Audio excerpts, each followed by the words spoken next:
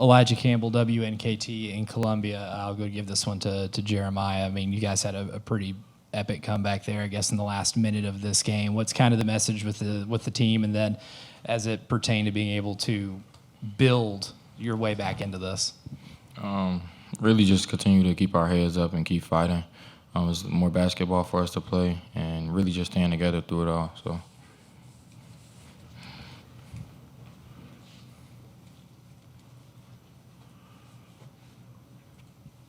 And then for Jalon, too, I mean, a lot of deflections. It's really hard to get 2 steals when you really need it. A lot of teams would have just fouled. What about you guys was well-suited to be able to force those turnovers and be able to create the chaos that you did? I think just us being in those situations before, and then us just continuing to be resilient and continue to stay connected the whole game throughout that run. And even when we were down 12, just us being resilient and staying connected, that's what we were able to get those deflections. Back here. C.L. Brown, Louisville Courier-Journal. This is for you, Jeremiah. You got off to a slow start shooting the ball. Was there something that just clicked for you? Was it their defense changing? I know Lamont Butler had gone out of the game at midway through the first half. It seemed like you just kind of got going after that. My team and the coaches just did a great job of making sure I stay confident throughout the whole game, whether the ball's going in or not. And I just want to thank you to them, the coaches and the players as well. And I think it helped a lot. Any other questions for the players? Gentlemen, you're dismissed. Thank you. Thank you.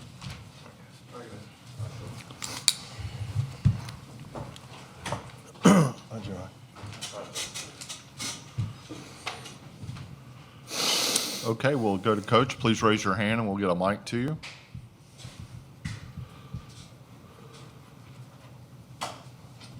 Right here.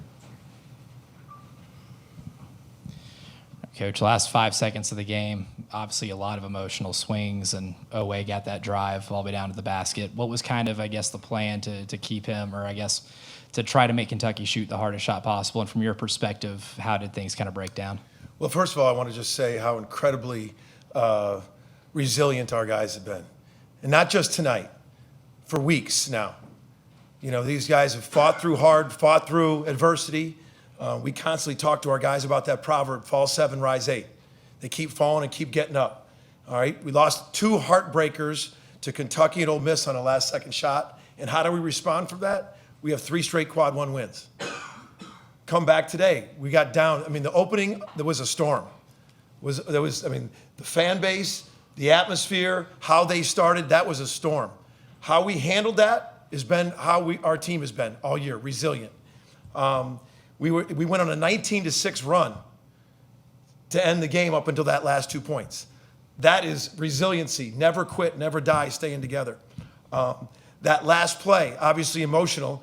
We were going to be in a 1-2-2 trap. We were going to trap them, and you had the sideline and 2 players, and we let it get across around the side corner. And we knew where they were going. We were going to try to bottle them up and trap them, and the trap was ineffective. And once he gets going, once he turned the corner, you just knew. He just puts his head down, and it's hard to take a charge. It's hard to do anything. He's as fast and powerful in the country when he turns the corner. The problem was we were putting him in a box in a trap, and he turned the corner in a trap.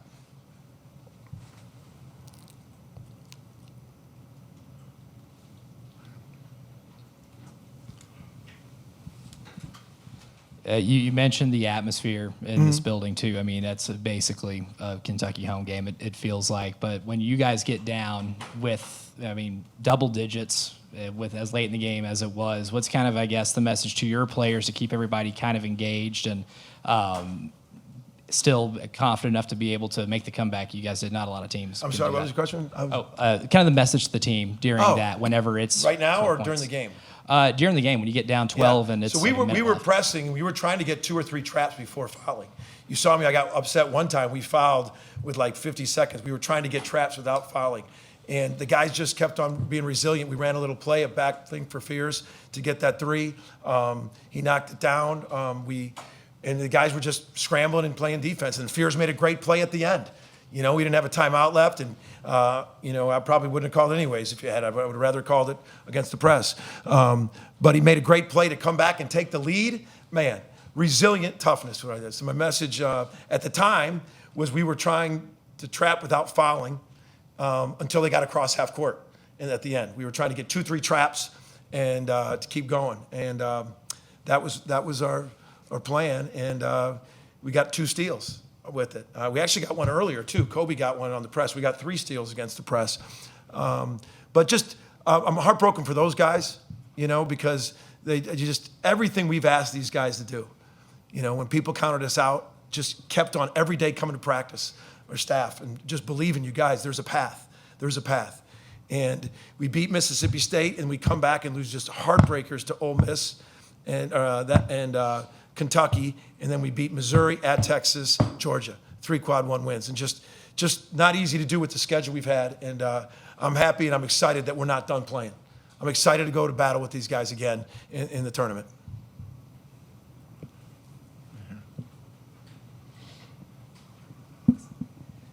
Tyler Thompson, Kentucky Sports Radio. Obviously a tough finish for you guys, but what were your impressions of Kentucky after playing them twice, and specifically Otega Owe?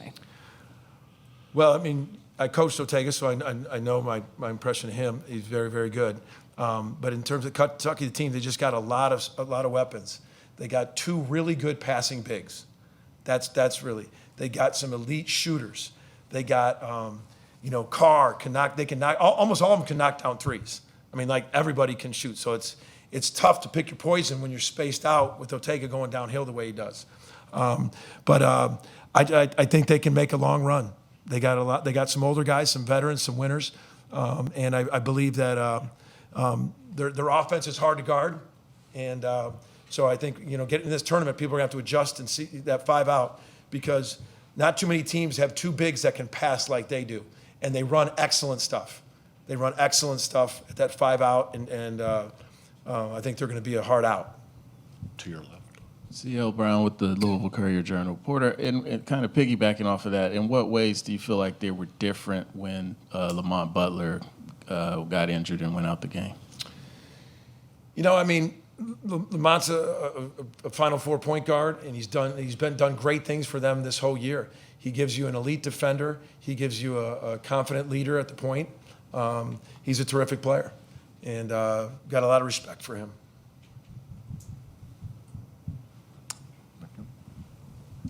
Porter, what if anything can you say to a young guy like Jeremiah Fears, who just seemed really distressed and kind of heartbroken about the way that game ended?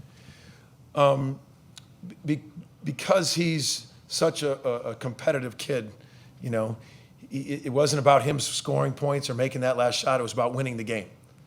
You know, we really came in here 1 game at a time to advance in this tournament. What it says a lot about him is he didn't let his offense missing shots early in the game affect what he was doing. You know, maybe early on, a couple months ago, that's growth. If he wasn't scoring, you know, in the beginning of the SEC run, if some things where people were getting on him, because Otega was all over him, and he wouldn't have reacted. He kept on fighting through. You could just see his growth when things weren't going his way, missing some shots, and then he started turning it, getting guys involved. He had 5 assists. I think all those assists might have been the second half.